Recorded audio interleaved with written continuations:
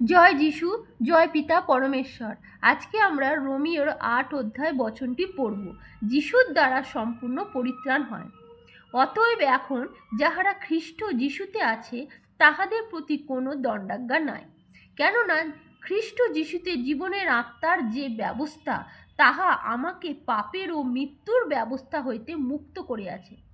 কারণ ব্যবস্থা মাংস দ্বারা দুর্বল হওয়াতে যাহা করিতে পারে না ঈশ্বর তাহা করিয়াছেন নিজ পুত্রকে পাপময় মাংসের সাদৃশ্যে এবং পাপার্থক বলিরূপে পাঠাইয়া দিয়া মাংসে পাপের দণ্ডাজ্ঞা করিয়াছেন, যেন আমরা যাহারা মাংসের বশে নয় কিন্তু আত্মার বশে চলিতেছি ব্যবস্থার ধর্মবিধি সেই আমাদিগকে সিদ্ধ হয়।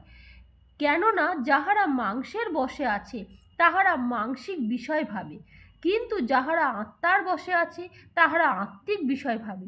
কারণ মাংসের ভাব মৃত্যু, কিন্তু আত্মার ভাব জীবন ও শান্তি। কেননা মাংসের ভাব ঈশ্বরের প্রতি শত্রুতা, কারণ তাহা ঈশ্বরের ব্যবস্থার বশীভূত হয় না, বাস্তবিক হইতে পারেও না।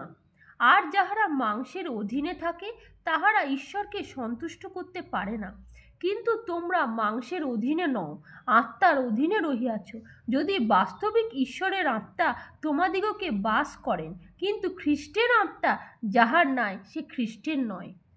আর যদি খ্রিস্ট তোমাদিগতে থাকেন তবে দেহ পাপ প্রযুক্ত মৃত্যু বটে, কিন্তু আত্মার ধার্মিকতা প্রযুক্ত জীবন।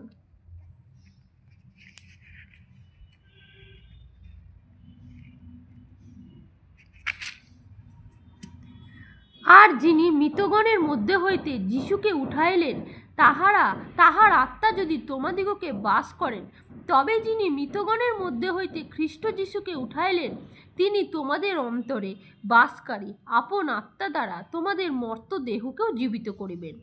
অতএব হে ভাতৃগণ, আমরা ঋণী, কিন্তু মাংসের কাছে নয়, যে মাংসের বশে জীবনযাপন করিব।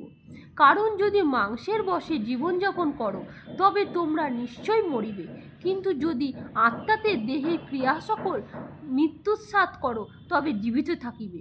কেননা যত লোক ঈশ্বরের আত্মা দ্বারা চালিত হয় তাহারাই ঈশ্বরের পুত্র।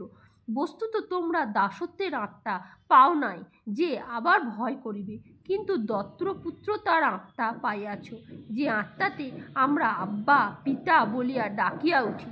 আত্মা আপনি আমাদের আত্মার সহিত সাক্ষ্য দিতেছেন যে আমরা ঈশ্বরের সন্তান।